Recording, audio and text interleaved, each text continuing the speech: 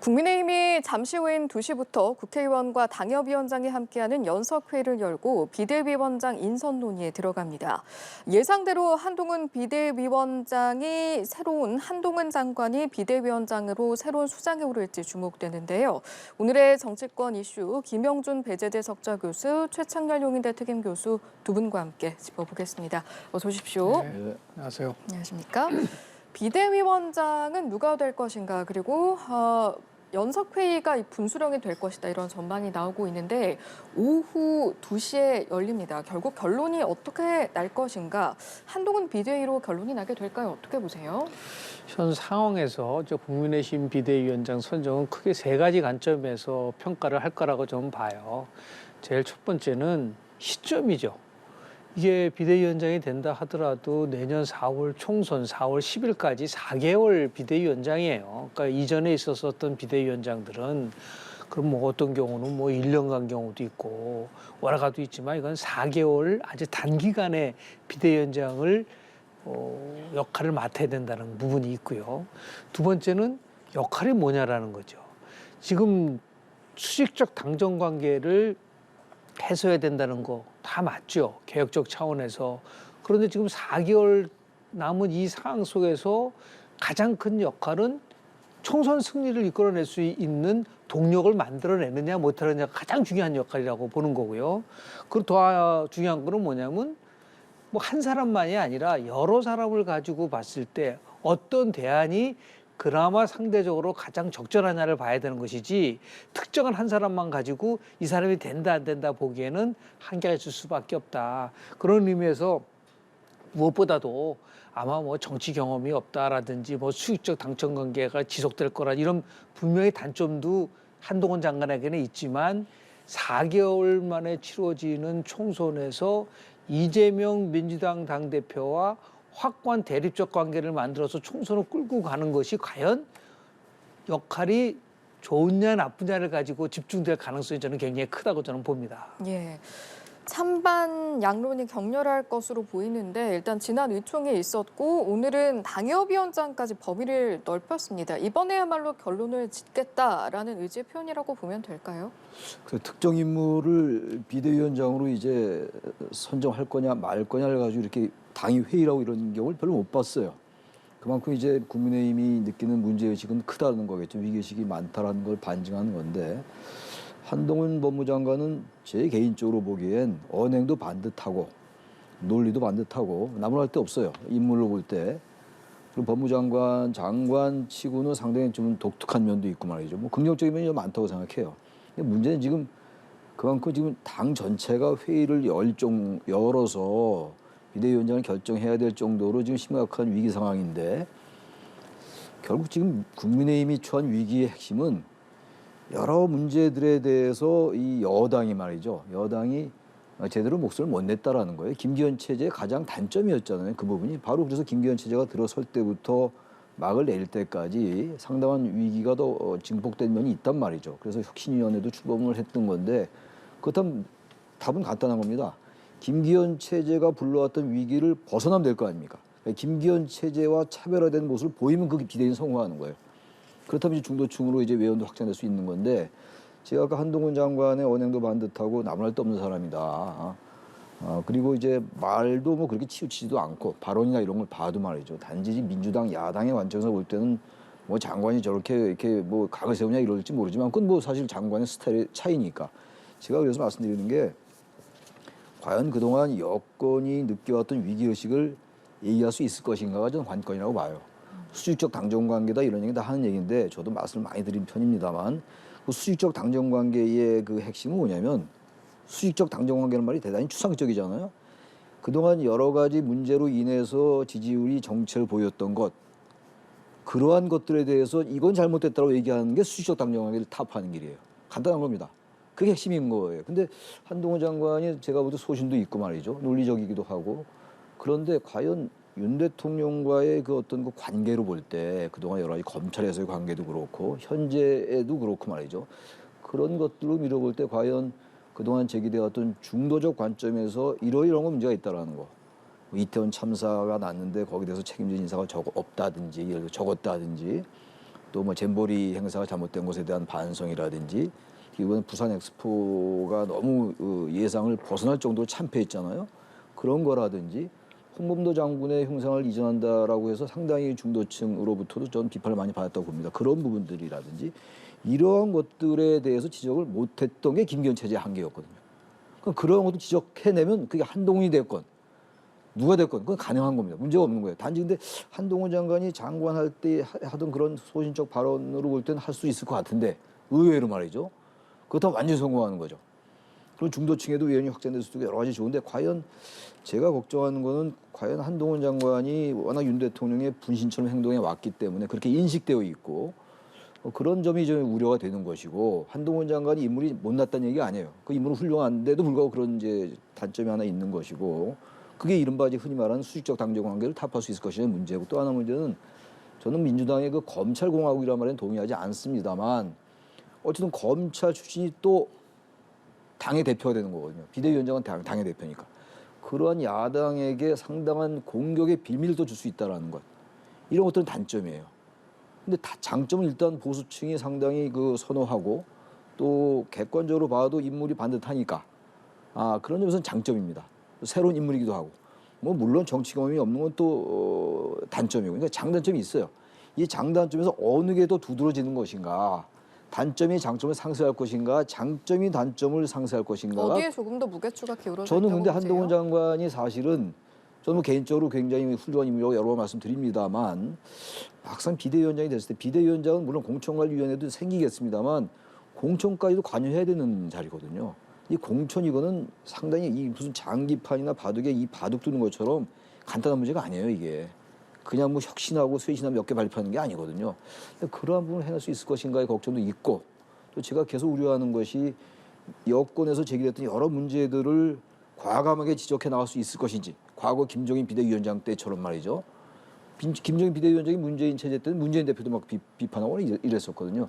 과연 그걸 해낼 수 있을 것이냐가 전 분수령이라고 보는데 그 부분 좀 한계가 있지 않느냐라고 해서 또 하나 물론 너무 이제 그 좋은 정치적 자산을 너무 빨리 소모하는 것 같기도 하고 저는 그래서 좀 부정적입니다 개인적으로.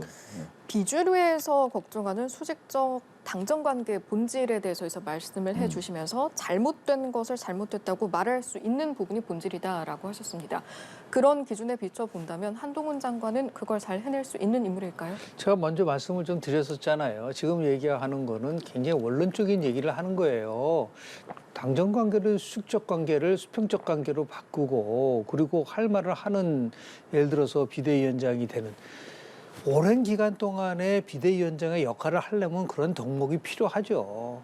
지금 현 시점에서 총선을 치렀을 때 집권당이 굉장히 불리하다라는 민심 지표는 많이 나와 있지 않습니까? 예를 들어서 정권 교체론, 심판론이라는 게 정부 견제론보다 굉장히 높게 나오는 상황이고 20, 30대의 젊은 세대가 40대, 50대와 투표 형태가 지금 일치하는 형태를 보이고 있고 경제는 굉장히 어렵고 이걸 극복할 수 있는 게 첫 번째 목적이지 수익적 수평 관계가 목적이 돼서는 안 된다는 거라니까요. 그러니까 결국은 얘가 지금 충정요법이 필요하다. 제가 말씀드린 4개월 동안에 비대위원장이 할 수 있는 게 뭐가 있을 수 있겠습니까? 4개월 지나면 다 끝나는 거예요. 그 4개월 동안에 가장 큰 핵심은 뭐냐면 어떻게든 간에 총선에서 승리할 수 있을 카드 중에서 가장 최적의 카드가 뭐냐를 가지고 아마 고민을 해야 되는 것이죠. 원론적으로 정당하게. 그래서 한동훈 장관이 단순한 수평적 관계, 수직적 관계를 넘어서서 지금 대한민국 정당 정치가 완전히 허약하고 왜곡되고 국민들로 봐서는 도저히 받아들일 수 없는 민주당도 그렇고 지금 국민의힘도 그렇고 그걸 바꾸는 거. 당의 운영을 바꾸는 게 더 중요한 것이지 대통령실하고 예를 들어서 당하고의 관계도 수평적으로 가야 되고 더 중요한 얘기를 지금 여야 모두 못하고 있기 때문에 그러한 부분에 대해서 자기 목소리도 내고 지금까지 한 번도 대한민국 정당 정치에서 해보지 않은 정치 개혁안을 들고 나온다고 한다면 훨씬 국민들로도 관심을 받을 수도 있고 자신의 취약계층으로부터의 지지를 받을 수 있다고 한다면 그래도 헉헉거리면서 아마 총선을 치를 수밖에 없는 상황이기 때문에 이것을 단순하게 수평적 관계를 만드냐 이거로 봐서는 제가 볼 때는 지금 그 초점이 총선 승리라고 하는 것을 약간 비껴나가는 게 아닌가 하는 생각을 좀, 물론 개혁을 해야지만이 승리한다는 거 있지만 개혁의 방향은 많아요. 그럼 총선 승리를 가져올 수 있는 인물이다라는 맥락에서 그런 맥락에서 봐야 보시는 된다는 겁니까? 거죠. 모든 것은 4개월 후에 치러지는, 내년 4월 10일 날 치러지는 총선에서 특히 이재명 대표 체제와 대립각을 이루면서 갈 수 있는 가장 강력한 나름대로의 비대위원장이 누구냐라는 관점에서 보는 게 저는 이번 비대위의 핵심적 사항이라고 보는 거고요. 그럼 제가 이런 질문을 한번 드려볼게요. 한동훈 장관을 어떤 직에 맡겨야 정말 말씀하신 총선 승리로 갈 수 있을까라고 봤을 때 꼭 비대위원장이어야 하느냐, 다른 곳이 더 낫지 않을까라는 이야기도 가능하죠. 나오거든요. 예를 들어서 비대위원장은 뭐 경륜 있는 분을 쓰고, 그리고 이제 선대위원장을 써서 단순한 선대위원장이 아니라 공동 선대위원장이 돼서 뭐 꼭 한동훈 위원장만 선대위원장 씁니까? 많은 나름대로의 자원들이 있잖아요. 원희룡 우리 전 장관도 있고, 그리고 한동훈 장관도 있고, 나경원, 뭐 안철수, 언급된 뭐 사람이 많죠. 많았죠. 예. 이런 사람을 공동 선대위원장으로 쓰는 방법도 있을 수 있지만 지금은 그 문제가 아니라 비대위원장과 관련돼서, 그러면 여쭤보고 싶은 거는 뭐냐면 한동훈 장관 말고 나올 수 있는 사람에 대한 얘기를 왜 안 하죠? 왜 한동훈 장관에 관련돼서만 적임이냐 아니냐만 따지지 말고 비대위원장을 할 수 있는 사람을 다 갖다 놓고 거기서 상대적으로 평가를 해야지 맞는 거라는 거죠. 특히 총선 승리를 위해서 누가 더 나은 것이냐. 단순하게 당의 운영에 대한 것만 집중해서 가져간다면 당연히 정책 경험도 적고, 그리고 더 나가서 지금 뭐 대통령의 아바타라고 하는 그 나름대로의 비판도 받을 수 있는 여지가 있기 때문에, 그렇다고 한다면 그거는 뭐 그런 관점에서 본다고 한다면 부적격이지만, 선거를 꼭 승리로 이뤄야 되겠다는 거로 가져간다면 당연히 비대위원장 풀 속에도 들어갈 수 있는 그러한 입장이 아닌가라는 생각을 좀 하게 됩니다. 예. 김종인 전 위원장은 비대위원장의 권한의 중요성을 거론했고, 이걸 이야기하면서 박근혜 비대위 당시 사례를 거론하면서 또 함께 언급을 했습니다. 혹시 이 내용 들으셨는지 어떻게 들으셨어요? 박근혜 비대위원장 때는 그때 이제 2012년도 총선 때 이제 비대위가 만들어졌는데, 그때는 이제 이명박 정부 때였지만 아주 이명박과 박근혜 아주 각을 세운 상황이었어요. 그러니까 지금의 한동훈과 윤석열과의 관계하고 전혀 다른 관계죠. 그걸 지적한 거거든요. 김종인 지금 전 비대위원장이, 전 위원장이. 좀 그 일리가 있는 지적이라고 보는 게, 제가 누누이 말씀드립니다만 지금 일단 비대위원장, 비대위 체제까지 지금 3번째 아닙니까 벌써. 비대위 체제를 만들게 된 이유는 지금 총선 승리예요, 일단. 그러니까 당의 운영을 개혁하는 걸로 총선 승리 저는 어렵다고 봐요. 지금 국민들은 사실은 당 개혁에 별로 관심이 없어요. 정말로 이 지금 국민의힘이 집권 여당이 이 중도층이나 무당층에게 다가갈 수 있는 그러한 문제들에 대해서 어떤 인식을 보여왔느냐의 문제입니다. 그러니까 우리 이제 유권자들, 보편적인 유권, 물론 강성 지지자들 말고 좌우의 강성 지지자들 제외하고 일반 보편적으로 볼 때 이건 좀 정부가 잘못하는 것 같아.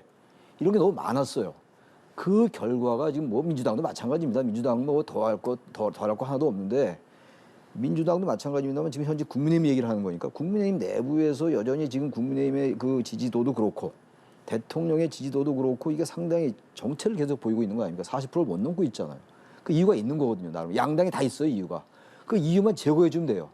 이유 제거는 뭡니까? 여러 가지 지금 그 당에 대한 개혁 많이 나와 있어요. 지난번 이뇨한 비대위원장도 얘기했습니다. 아니, 혁신위원장도 얘기했는데 그런 거 나와 있는 거죠. 결국 중요한 거는 누가 들었든 간에 정부가 잘못한 거를 과감히 지적할 수 있어야 된다, 이런 얘기예요, 저는. 물론 이제 김영준 교수님 말씀처럼 그럼 다른 인물이 누가 있냐? 그건 잘 모르겠어요. 현재 한동훈에 대한 얘기를 하니까 제가 말씀드리는 건데 아까운 인물이에요, 정말. 이 인물이 들어와가지고 비대위원장 들어와서 대통령에 대해서 말할 수 있으면 너무 다행인데, 그렇지 않고 여전히 김기현 체제까지는 아니라 하더라도 김기현 체제와 거의 비슷하게 대통령실과 주파수를 맞춘다. 그러면 저는 무제한 위기에 처할 수 있다. 그렇게 되면 한동훈 장관이라는 사람도 기대에 어긋나는 것이고, 국민의힘의 총선 승리 전략에도 저는 빗나가는 것이고, 그렇다면 굳이 비대위원장이 아닌 다른 걸 생각해봐라. 지금 아까 말씀처럼 뭐 선대위원장이 나올 수도 있고, 선대위원장도 좀 그래요. 그러니까 좀 다른 여러 가지 대안이 있을 겁니다. 한동훈 장관이 워낙 그 하나의 전략 자산이기 때문에 드문 인재잖아요, 누가 봐도. 그렇다면 이 부분을 지금 갑자기 비대위원장 투입할 게 아니라 비대위원장 조금 더 모색을 해보고 조금 더 대통령과의 관계에서 좀 자유로울 수 있는 사람, 이면서 중도 보수적인 경향을 갖는 사람이 나와서 현재까지의 대통령의 정책이나 이런 것도 비판하면서 그럼 저는 상당한 그 성과 거두라고 봐요. 근데 그 부분에서는 한동훈 장관은 좀 어긋나지 않느냐라는 말씀 제가 드리는 겁니다. 네, 어떤 의견 가지고 계십니까? 박근혜 비대위가 성공한 과정에 대해서 또 우리가 좀 한 번 더 짚고 넘어가야 될 부분들이 있는 거는요. 대통령과 차별화해서 이긴 게 아니에요. 제가 볼 때는 2012년도 총선은 당시에 어떻습니까? 2012년 대선을 앞둔 상태에서 유력한 대권 후보가 박근혜 비대위원장이었기 때문에 가능했었던 겁니다. 그 자꾸만 MB와의 관계 때문에 차별했기 때문에 그랬던 걸 가져간다는 거는 제가 볼 때는 그건 잘못된 해석인 거고요. 그만큼 차기 대권에 유력한 사람들이 나가서 총선을 이끌어갔을 때 오는 효과가 훨씬 크다는 거고요. 두 번째는 뭐냐면 이 전권을 줬다는 거죠. 그러니까 예를 들어서 정말 절박하다고 한다면 지금 수익적 수평관계 얘기를 하고 있지만 윤석열 대통령이 절박하게 다음에 선거에서 꼭 이겨야 된다고 한다면 전권을 줘야겠죠. 그 전권을 가지고 결국은 당시에 박근혜 비대위원장은 현역 의원 25%를 컷오프하겠다라고 얘기를 했어요. 또 중요한 거는 뭐냐면 그 당시에 경제민주화라든지 아니면은 맞춤형 복지와 같이 진보적 어젠다를 추진하겠다고 하면서 위원을 확대한 것이지 단순한 인물만 가지고 위원이 확대된 게 아니란 말이에요. 그러니까 다시 해서 집권 여당 같은 경우는 충분하게 정책적 사항을 가지고 위원을 확대할 수 있는 부분들을 가질 수 있기 때문에 그래서 결국은 성공한 거랑 비슷한 구조를 갖고 있다. 여권에서 가장 유력한 차기 대권 후보로 여론조사 나오면 1위가 누구죠? 결국은 한동훈이다 이거죠. 그렇다고 한다면 선거를 수없이 연구해보는 결과는 뭐냐면 두 가지를 가지고서 결정하더라. 보통 선거는 구도다. 어떤 구도가 만들어지느냐. 다시 해서 특히 저쪽은 이재명 대표가 나온다고 한다면 여기에서 가장 대항마. 다음 총선에서요. 윤석열 대 이재명의 구도로 가면은 저는 국민의힘 필패입니다. 결국 뭐냐면 중간평가의 성격을 갖고 있기 때문에. 그러나 그 선거 구도를 바꿔서 한동훈 대 이재명 구도로 가져간다면 그걸 한번 해볼 만하다. 그러니까 구도적 측면에서 봐야 된다. 두 번째는 국민들은 항상 투표를 할 때 What's new? 뭐가 새롭냐라는 거죠. 지금 거론되고 있는 많은 사람들 중에서 그래도 뭔가 다를 수도 있다라고 하는 기대감을 줄 수 있는 사람이 끌고 간다고 한다면 거기에 관심을 갖는다. 그러니까 기억나시죠? 2011년도에 당시 서울장 선거가 있었을 때 보궐선거 표가 안철수라고 하는 서울대 교수가 50% 이상의 막강한 지지를 받았어요. 그 사람이 정치 경험이 있습니까? 뭐가 있습니까? 아무것도 없어요. 그러나 뭔가 저 사람이 정치판에 들어오면 뭔가 새로움을 줄 수 있겠구나는 기대 때문에 준 거거든요. 그런 각도에서 본다고 한다면 이거를 단순하게 지금 얘기하는 우리가 원론적인 얘기에서 얘기할 정도로 좀 국민의힘은 한가한 상황이 아니다. 절박하게 예. 뭔가 충격적으로 이 문제를 풀어가려고 한다면 많은 사람들을 갖다 놓고 봤을 때 가장 선거에서 승리할 수 있는 인물이 누구냐를 가지고 평가를 할 수밖에 없는 어떻게 보면 이 절박함을 기회로 만들 수 있는 그런 상황에 좀 처해 있는 게 아닌가라는 생각을 좀 하게 됩니다. 알겠습니다. 좋은 말씀하셨는데 제가 하나 좀 반론을 제기하고 싶은 게 그때 박근혜 위원장이 그때 경제민주화를 했잖아요. 그게 핵심이에요. 좋은 말씀하셨는데 그러니까 제가 말씀드린 건 윤석열 대통령이 한동훈 장관이 네가 하고 싶으면 다 해라. 그래서 자유롭게 해주면 이깁니다. 그럼 저 같으면 무조건 찬성해요. 근데 과연 그 윤석열 대통령의 그런 인식 변화가 가능할 것인지 만약 그게 가능하지 않으면 한동훈 장관이 그럼에도 불구하고 윤 대통령이 그런 따로 오더를 내리지 않아도 정말 자신의 소신대로 밀고 나갈 수 있을지 지금 장관 하는 것처럼 말이죠. 그게 관건이에요. 만약 그거면 된다면 제가 볼 때 한동훈 장관 100% 찬성이죠. 근데 그게 구조적으로 좀 어렵지 않겠냐 말씀드리는 거기 때문에 그야말로 윤 대통령이나 이쪽 여권이 상당히 보수적 아닙니까? 그 당시 박근혜 대통령 그 당시 박근혜 위원장입니다만 경제민주화는 진보적 의제였잖아요. 일반적으로. 근데 그걸 과감하게 들고 나왔던 거였어요. 그게 승리의 뒤딤돌이 됐단 말이에요. 총선도 그랬고 그에 말에 대선도 그랬고. 그 정도 해내면 오케이입니다.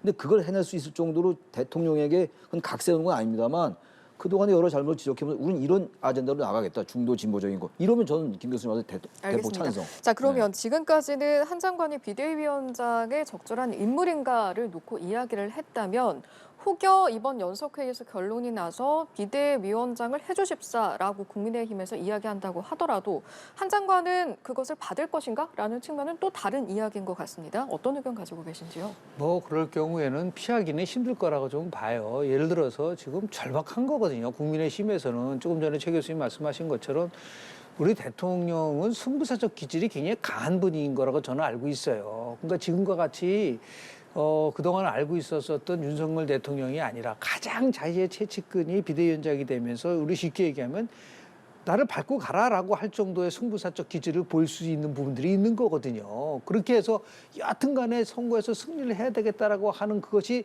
가장 우선적이라고 한다면 저는 뭐 한동훈 장관이 그걸 피할 수가 있을까. 그리고 뭐 지금 자산을 바로 쓰면 안 된다는 얘기를 자꾸만 하는데 일부에서는 아니 대통령 선거가 2027년 앞으로 3년 반이 남았는데 그 앞으로 상황을 가지고 지금 아껴 써야 된다라고 한다는 것에 대해서 저는 동의하기 어렵고 가질 수 있는 모든 수를 다 써서 선거에서 승리해야만 한다고 하는 절박한 상황이라고 한다면 절박한 사람이 새로움을 통해서 혁신을 하고 뭔가 국민들의 기대감을 줄 수 있을 때만이 저는 국민의힘이 지금 어떻게 보면은 굉장히 위기의 늪에 빠져 있는데 이거를 극복할 수 있는 하나의 나름대로의 전략인 방법이지 않을까라는 생각을 좀 개인적으로 좀 해봅니다. 예, 받는 것을 피할 수는 없을 것이다. 동의하십니까?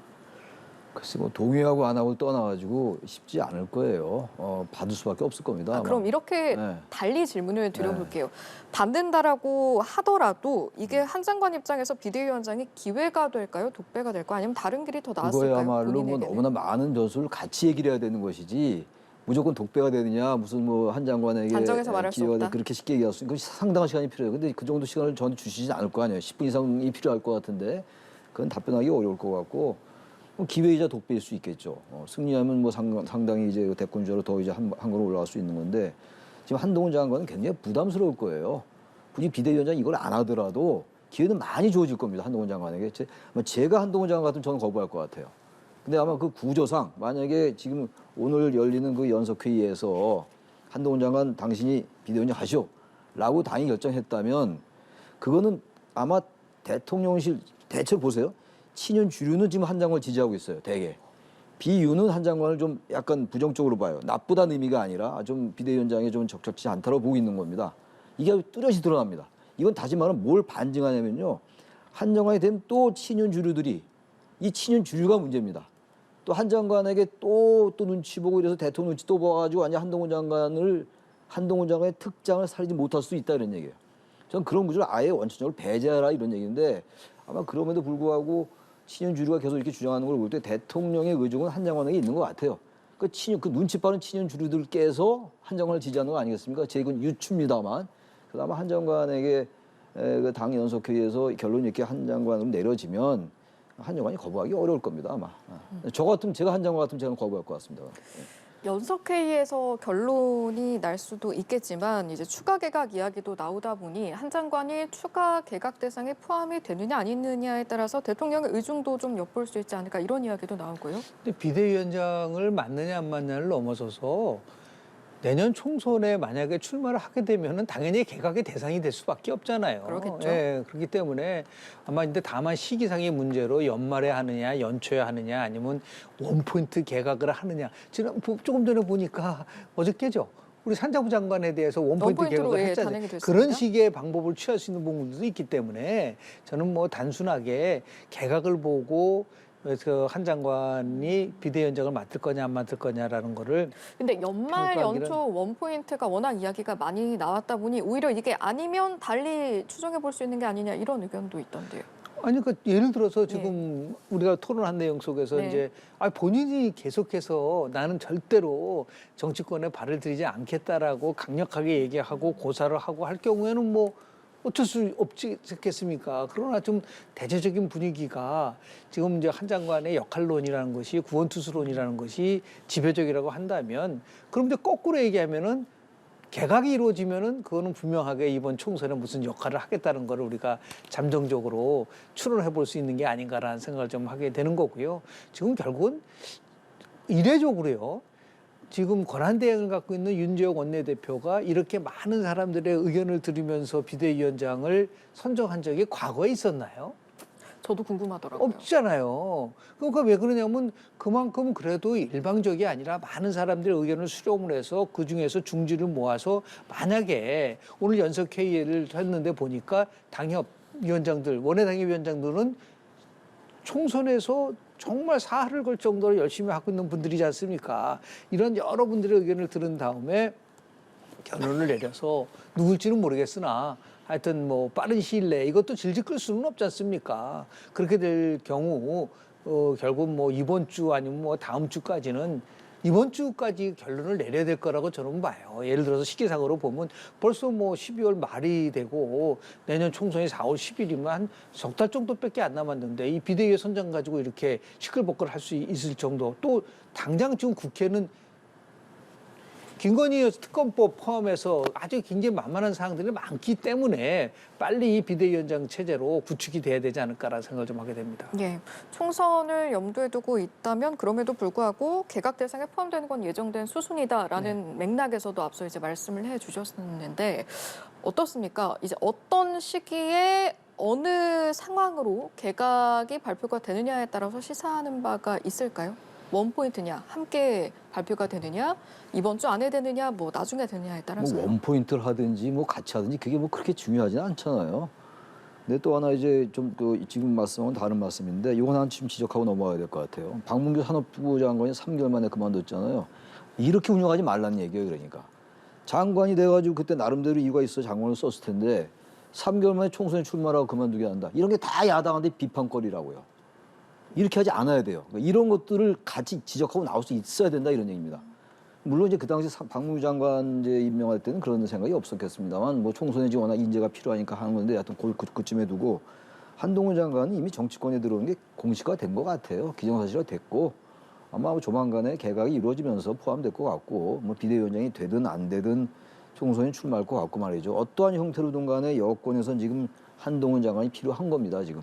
무슨 역할을 하든 간에 뭐 여러 가지 방법이 있겠죠. 뭐 비례대표로 해서 선거 전체를 유세다닐 수 있는 것이고 또 어려운 지역에 출마해서 이른바 바람을 일으킬 수도 있을 것이고 뭐 지금 이제 우리가 토론하고 있는 비대위원장으로 해서 또 뭐 역할할 수도 있는 거고 말이죠.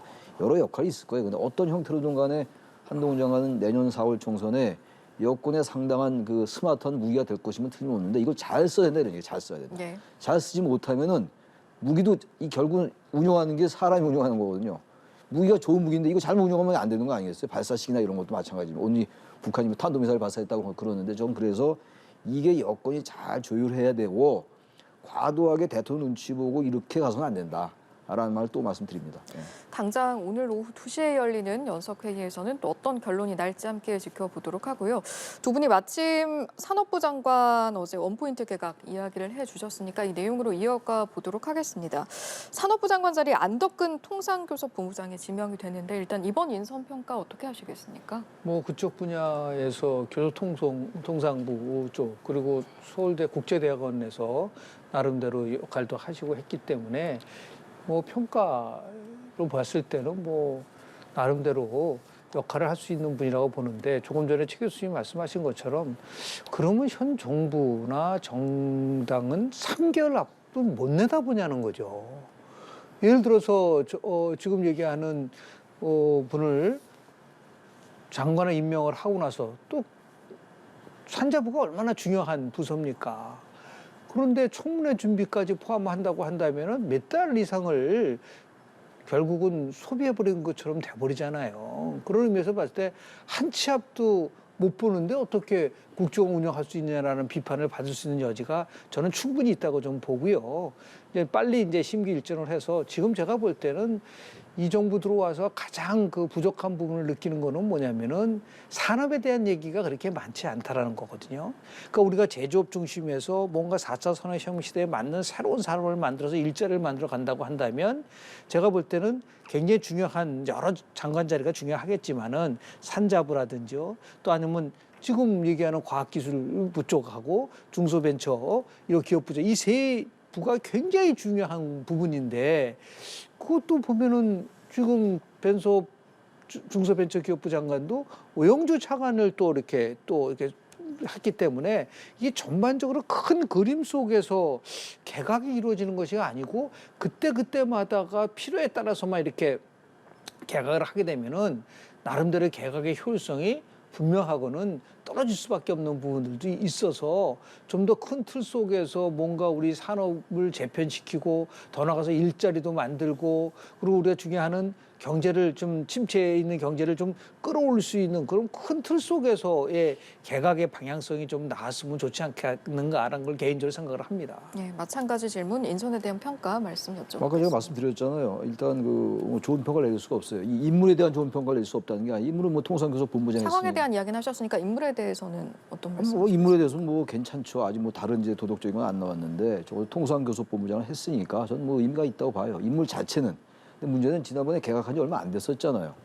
안 되고 이번에 또 개각하는데 이게 자꾸 총선용 개각으로 되다 보니까 이 개각이라는 게 아무튼 간에 그 인적 쇄신을 통한 개각을 통한 인적 쇄신의 의미가 있는 거거든요. 그리고 뭔가 이제 변화도 주도하고 이런 것들이 깔려 있는 건데 지금 김 교수님도 말씀하신 것처럼 너무 과하게 자꾸만 이 앞을 못 내다보고 또 누가 봐도 총선용 개각으로 보이고 지금 원희룡 장관도 나올 가능성이 높잖아요. 지금 이제 그 총선에 출마하거나 뭐 이런 것 때문에 이렇게 되니까 별로 개각이 국민들에게 지금 뭔가 국정을 쇄신하는 그런 것과 연결되지 않은 거예요. 물론 개개인을 볼 때 훌륭한 분들이고 뭐 그렇지 않은 사람도 있겠습니다만 그래서 과도하게 총선을 의식하는 개각들 이게 비판이 될 여지가 있다 이 말씀 제가 드립니다. 네. 윤 정부 인선에 대한 이야기 나눠봤고요. 민주당 인선 이야기 잠시 넘어가 보도록 하겠습니다. 3호 영입 인재를 발표를 했는데 어떤 인물을 영입했나 봤더니 경찰국 신설 반대를 주도하자 좌천되어서 경찰을 떠났던 인물 류사명 전 총경을 영입을 했습니다. 이 부분 어떻게 보셨는지 마찬가지로 평가 여쭤보죠. 류삼영 뭐 총경이었나요? 이분은 뭐 총경, 경찰국 반대를 굉장히 주도했던 사람이잖아요. 뭐 야당에서는 당연히 눈독 들일 수 있어요. 저는 아마 그 당시 이 보도 나오고 그럴 때, 이 사람이 이제 결국은 야당으로 갈 공산이 크구나. 왜냐면 대단히 정치적인 이슈였거든요, 이게. 단순하게 행정적인 이슈를 넘는 거였잖아요.